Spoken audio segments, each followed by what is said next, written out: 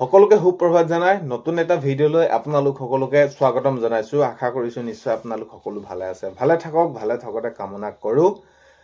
আজি হৈছে 19 ফেব্ৰুৱাৰী।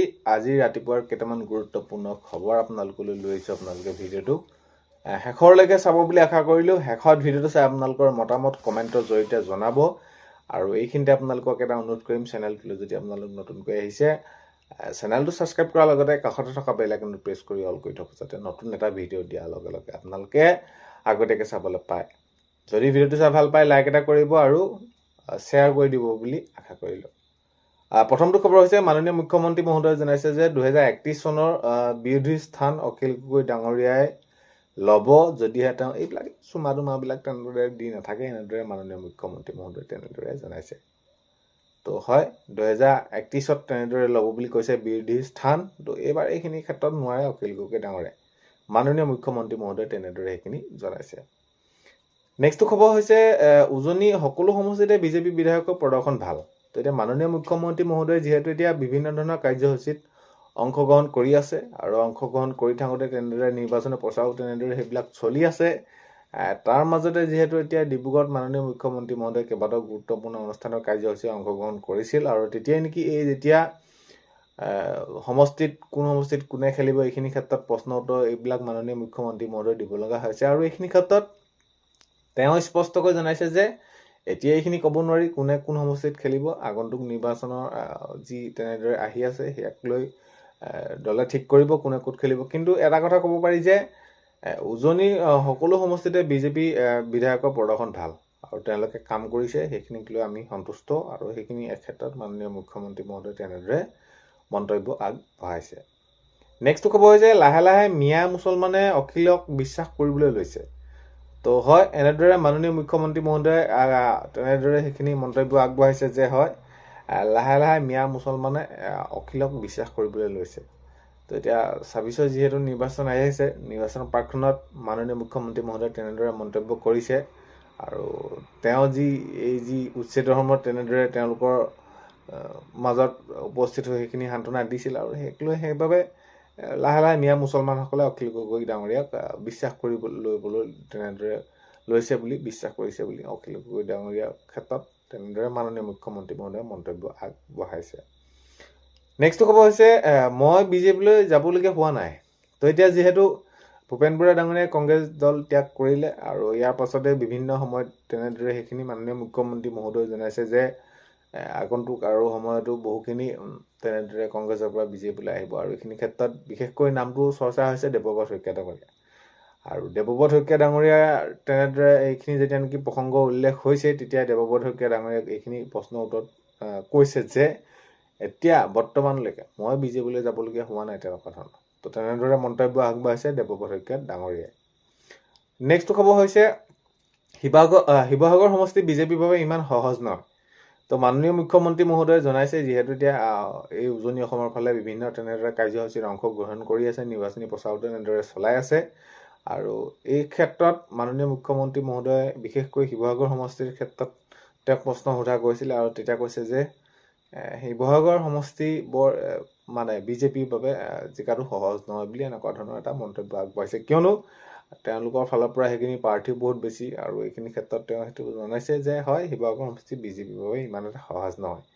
বাকী সেইখিনি ক্ষেত্ৰত আৰু বিশেষ বহলাই থকাৰ প্ৰয়োজন নাই, আপোনালোকে হয়তো নিশ্চয় বুজি পাইছে। আৰু আগন্তুক সময়ত দেখা যাব, যিহেতু 26 নিৰ্বাচন ওচৰ পালেহিয়ে, বহুত এটা বেছি দিন নাই। আৰু শিৱসাগৰ সমষ্টিৰ ক্ষেত্ৰত মুখ্যমন্ত্ৰী মহোদয়ে তেনেদৰে জনাইছে যে শিৱসাগৰ সমষ্টি বিজেপিৰ বাবে ইমান এটা সহজ নহয়। নেক্সট খবৰ হৈছে এতিয়া কংগ্ৰেছত পবিত্ৰতাৰ পৰীক্ষা হৈছে। ভূপেন বৰাক কোনে কিমান পাৰে বেয়াকৈ ক'ব, এইখিনি ক্ষেত্ৰত ভূপেন বৰা ডাঙৰীয়াই তেনেদৰে সেইখিনি জনাইছে। এতিয়া কংগ্ৰেছত পবিত্ৰতাৰ পৰীক্ষা হৈছে।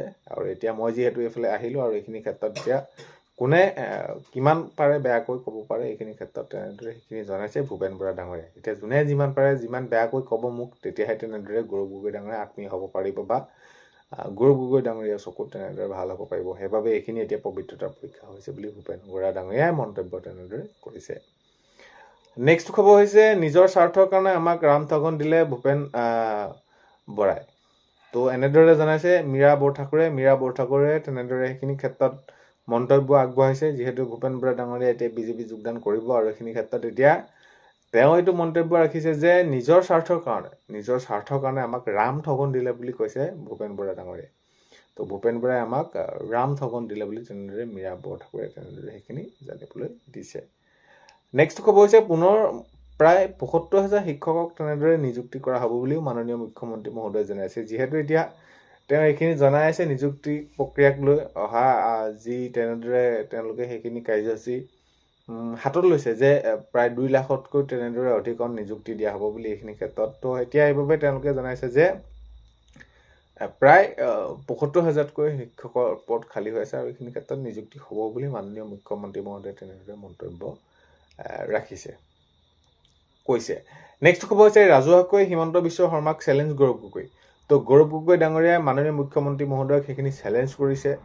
যে তেওঁলোকক তেনেদৰে হিন্দুত্ববাদীৰ ক্ষেত্ৰত তেওঁলোকৰ সেইখিনি যুক্তিতৰ্কত বহক মই সাজু আছোঁ গৌৰৱ গগৈ ডাঙৰীয়াই তেনেদৰে মন্তব্য কৰিছে আৰু এইখিনি ক্ষেত্ৰত লৈ মই কোনো ধৰণৰ ভয় কৰিব লগা নাই আৰু মই যি ক'ব লগা আছে কম এইখিনি ক্ষেত্ৰত গৌৰৱ গগৈ ডাঙৰীয়াই মাননীয় মুখ্যমন্ত্ৰী মহোদয়ক তেনেদৰে সেইখিনি চেলেঞ্জ কৰা দেখা গৈছে নেক্সট খবৰ হৈছে গৌৰৱ গগৈৰ বাবে মই একো নহয় তো ভূপেন বৰা ডাঙৰীয়াই কৈছে যে গৌৰৱ গগৈ ডাঙৰীয়াৰ বাবে মই একো নহয় মই যি হ'লেও নহ'লেও বা যেনেদৰে কাম কৰিছিলোঁ দলটো হয় মোৰ ক্ষেত্ৰত কোনো ধৰণৰ গুৰুত্ব সহকাৰে তেওঁলোকে নলয় আৰু এইখিনি ক্ষেত্ৰত তেওঁলোকে এইখিনি গুৰুত্ব প্ৰদান নকৰে তো একেবাৰে সহজ ভাষাত ক'বলৈ গ'লে গৌৰৱ গগৈৰ বাবে মই একো নহয় ভূপেন বৰা ডাঙৰীয়াই তেনেদৰে মন্তব্য ৰাখিছে নেক্সট খবৰ হৈছে নিযুক্তি ক্ষেত্ৰত কথা কৈছে মাননীয় মুখ্যমন্ত্ৰী মহোদয়ে নিযুক্তি প্ৰক্ৰিয়া চলিয়ে থাকিব অতি সোনকালে আকৌ সেইখিনি নিযুক্তি প্ৰক্ৰিয়াবিলাক আৰম্ভ হ'ব তো বহুত বিভাগত বহুত তেনেদৰে সেইখিনি পদ খালী হৈ আছে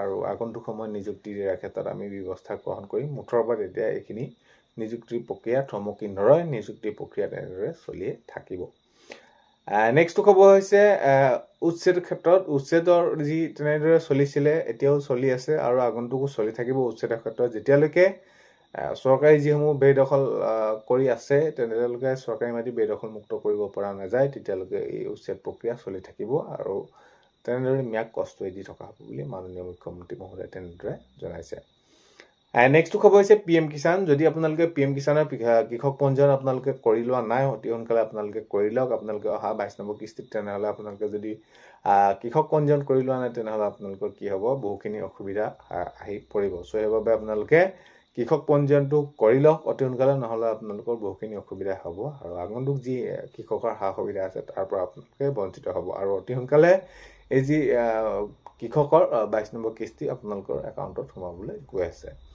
তো আজি 19 ফেব্ৰুৱাৰী ৰাতিপুৱা খবৰ এইকেইটাই আছিলে আপোনালোকে ভিডিঅ'টো শেষৰলৈকে চোৱাৰ বাবে বহুতেই বেছি ধন্যবাদ এইখিনিতে আপোনালোকক এটা অনুৰোধ কৰিম চেনেলটোলৈ যদি আপোনালোক নতুনকৈ আহিছে চেনেলটো ছাবস্ক্ৰাইব কৰাৰ লগতে কাষত থকা বেল আইকনটো প্ৰেছ কৰি অল কৰি থ'ব যাতে নতুন এটা ভিডিঅ' দিয়াৰ লগে লগে আপোনালোকে আগতীয়াকৈ চাবলৈ পায় তো আজিলৈ ইমানেই অন্য এটা ভিডিঅ'তে লগ পোৱাৰ আশাৰে বাই